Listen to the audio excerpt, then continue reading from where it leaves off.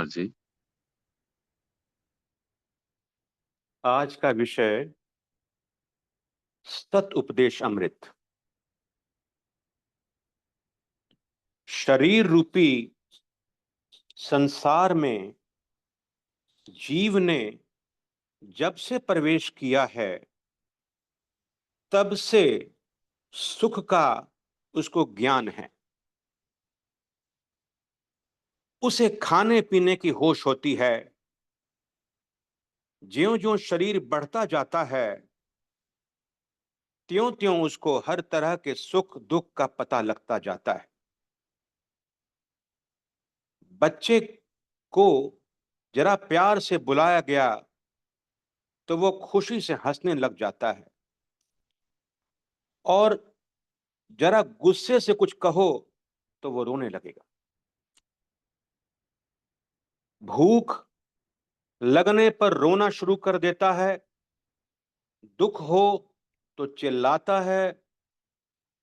बाहर मुखी वृत्ति दिन व दिन ज्यों-ज्यों बढ़ती जाती है, माता-पिता, भाई और सब प्यार करने वालों को अच्छी तरह से समझने लगता है।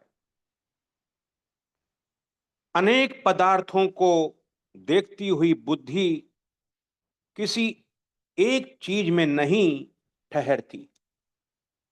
जीव जिस चीज को ग्रहण कर लेता है चंद दिनों के बाद उसका लगाव खत्म हो जाता है, फिर दूसरी चीज में तपश में लग जाता है।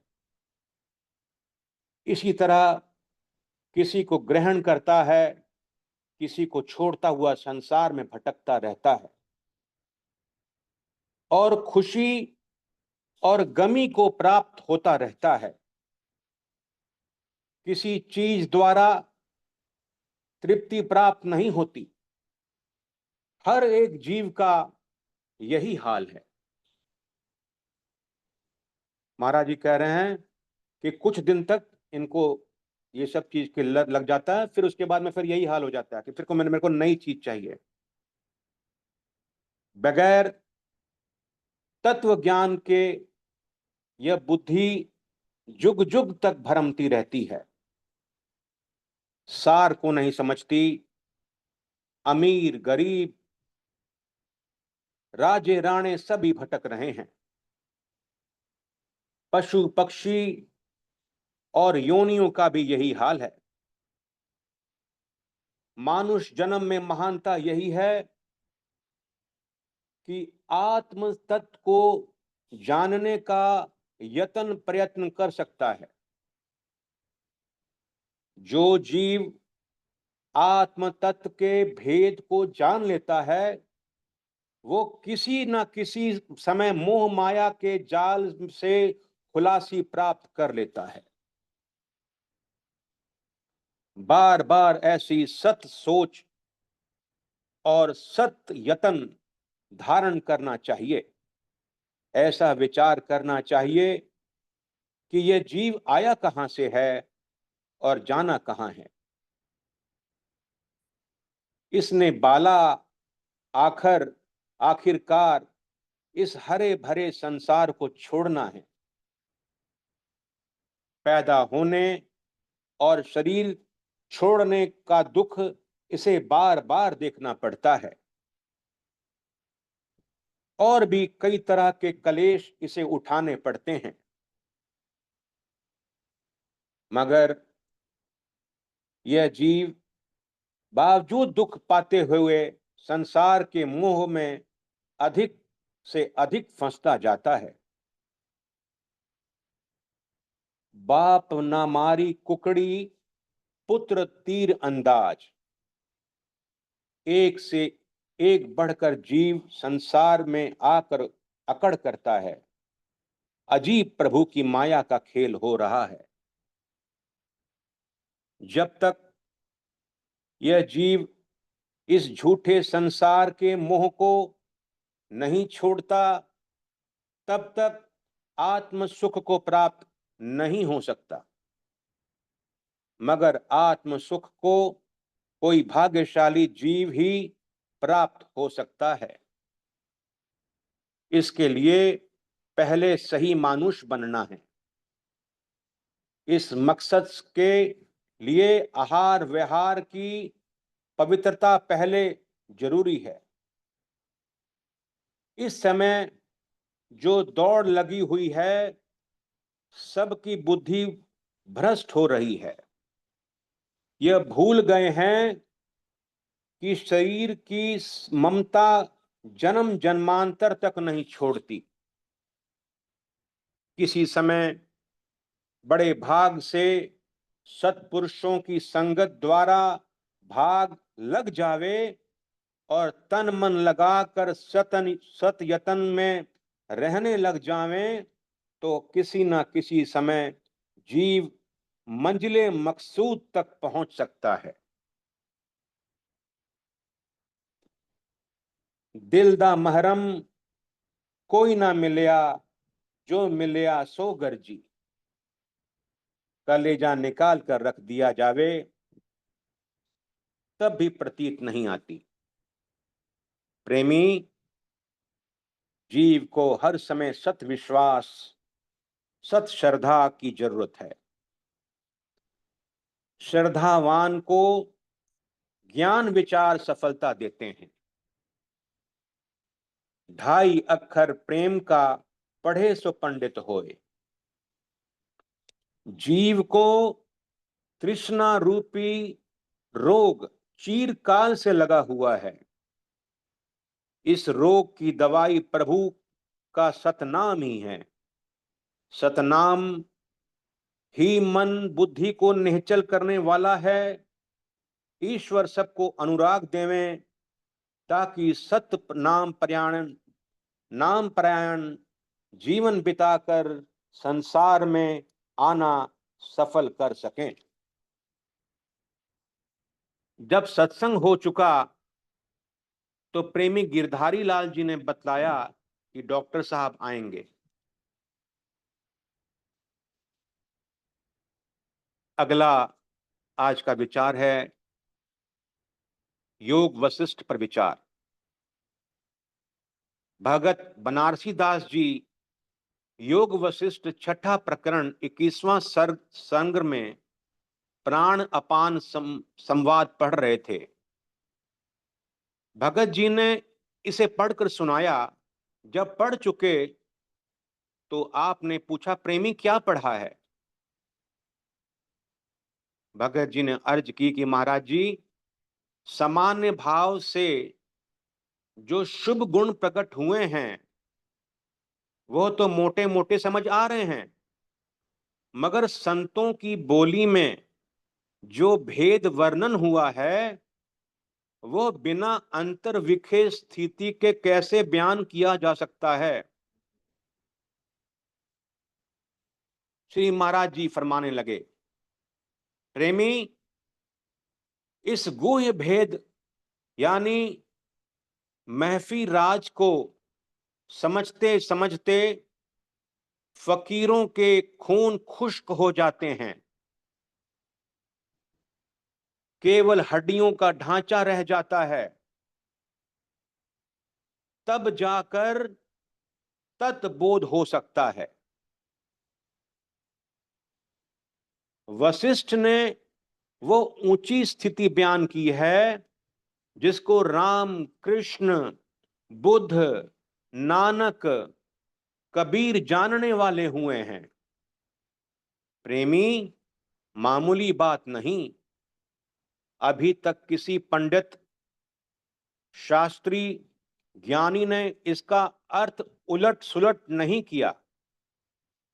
ज्यों का त्यों है श्लोक का अर्थ कर दिया है।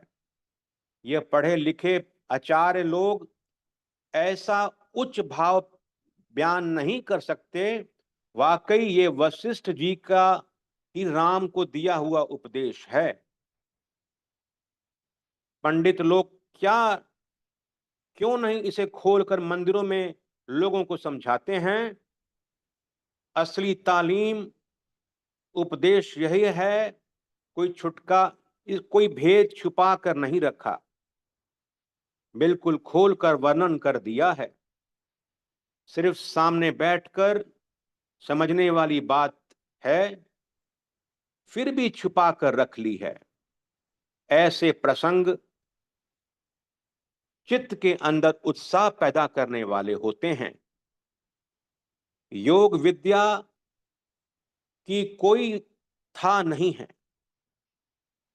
जिस तरह संसार सागर यानी समुद्र की तरह पता नहीं लगता, उसी तरह यह आत्मबोध की स्थिति है। कौन जाने किस स्थिति के ऋषि मालिक थे, हजारों वर्ष तक ध्यान मगन होकर के घास की झोपड़ियों में गुजार देते थे। यही प्राण विद्या लाखों वर्ष पहले ही चली आई हुई है। आइंदा भी इस भेद को जानने वाले ही मोक्ष पावेंगे। नेह कर्म अवस्था बगैर इस साधन के कभी प्राप्त नहीं हो सकती। राम कृष्ण के इतिहास तो सुना देते हैं, मगर इस कथा को तो भी किसी ने नहीं सुनाया। वैसे इस योग वशिष्ठ को पढ़कर बहुत जबानी प्रेमवादी बन रहे हैं। इस मरने वाले भेद को कोई नहीं समझता। साधन का तरीका पता हो, ऐसे ग्रंथों का स्वाध्याय किया जाए, तब ही यतन को कोई नहीं समझता।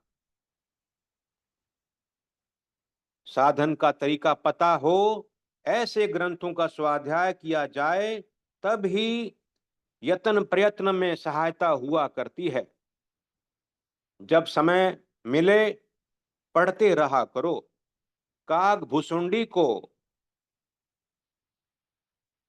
भुसुंडी को भी लंबी आयु करने वाला यही योग है।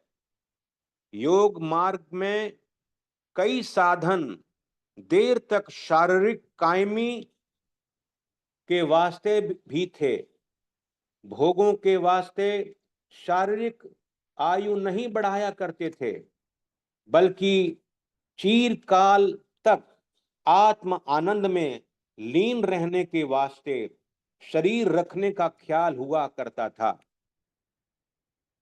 भाग्य से आत्म अनुभव अवस्था हो भी जाए स्थिति और फिर लीनताई के वास्ते योगी को बहुत यत्न करना पड़ता था।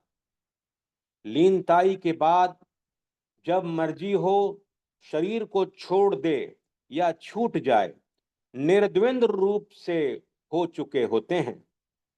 रामकृष्ण कोई मामूली हस्ती नहीं थी।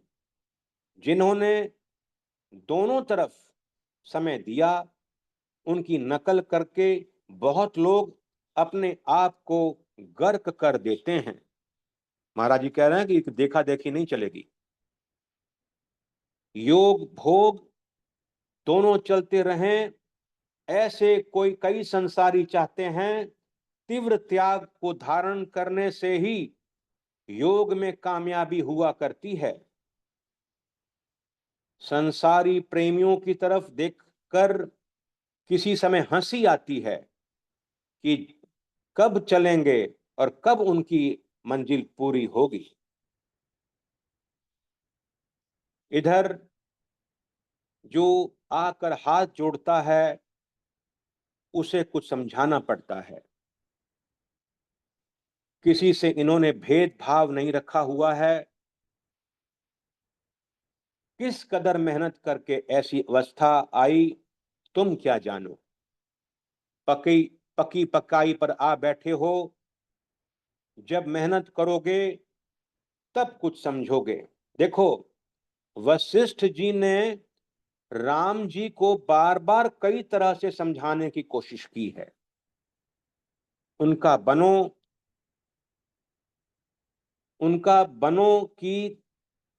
की तरफ जाने का क्या मतलब था। तीर्थ यात्रा के बाद झट ही गुरु ने उपदेश दिया, फिर जल्दी ऐसा कारण बन गया, बहाना बनने का राजगृह छोड़ दिया और चल दिए। चित्रकूट के जंगलों में काफी देर तक रहकर ध्यान को पक्का करते रहे हैं। उनके कठिन तप त्याग को किसने देखा है? अवतार कोई आसानी से नहीं कहलाया, मिट्टी के साथ मिट्टी होना पड़ता है। प्रेमी महंगी जी और गिरधारी लाल जी डॉक्टर शंगरू को ले आए। उन्होंने प्रणाम किया।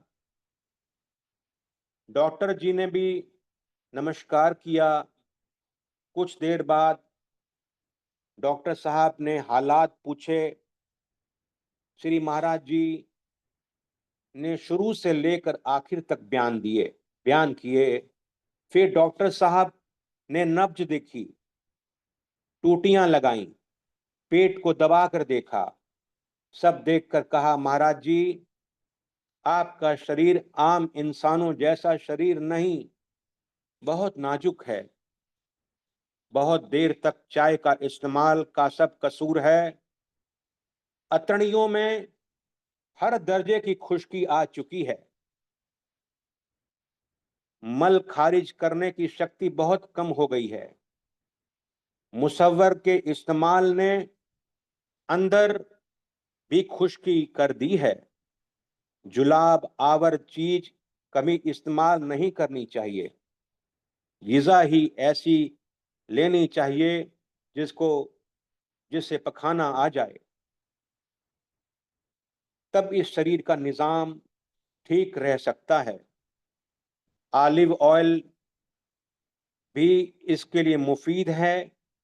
बादाम रोगन सुबह सैर पर जाने से पहले 1-2 चम्मच आप ले लिया करें।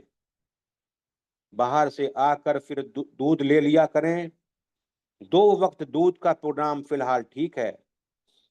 जो नुकसान बाकी है आहिस्ता आहिस्ता ठीक हो जाएगा।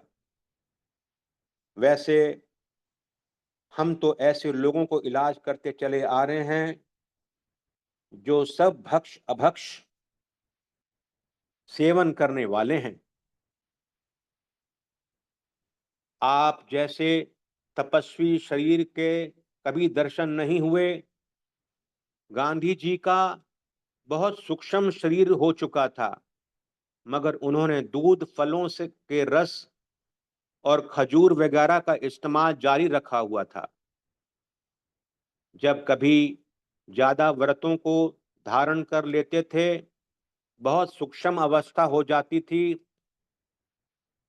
महापुरुष तो संसारी जीवों के वास्ते हर समय लगे रहते हैं।